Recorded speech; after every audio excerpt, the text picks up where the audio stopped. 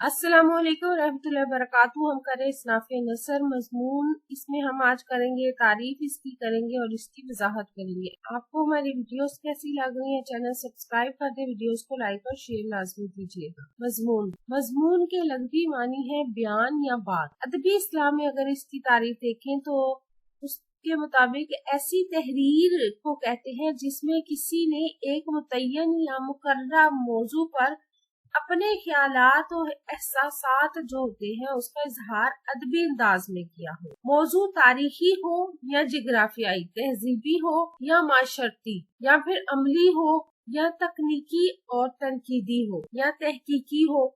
बस दुनिया के हर मामले में, जिंदगी के हर मसले और कायनात के हर मौजू पर मजमून लिखा जा सकता है। ठीक है, मजमून की हैयत और अज्जा के बारे में अब देखते हैं।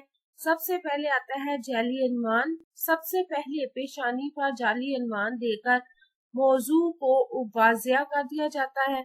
उसके बाद तारुफ होता है जिसे हम तमहीद भी कहते हैं।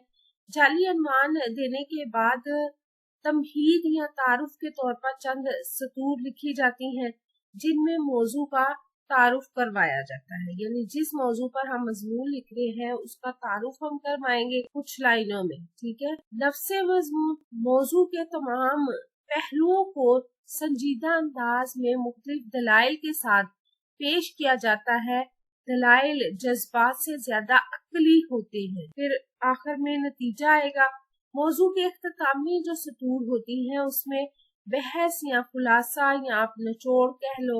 इंग्लिश में अगर हम देखें तो सम अप कर लेते हैं आखिर में उस मौजू से रिलेटेड, यानी चंद लाइनों में हम उसका जायजा लेंगे। खुलासा आप कह लो या आप उसका निचोड़ कह लो, वो पेश किया जाता है।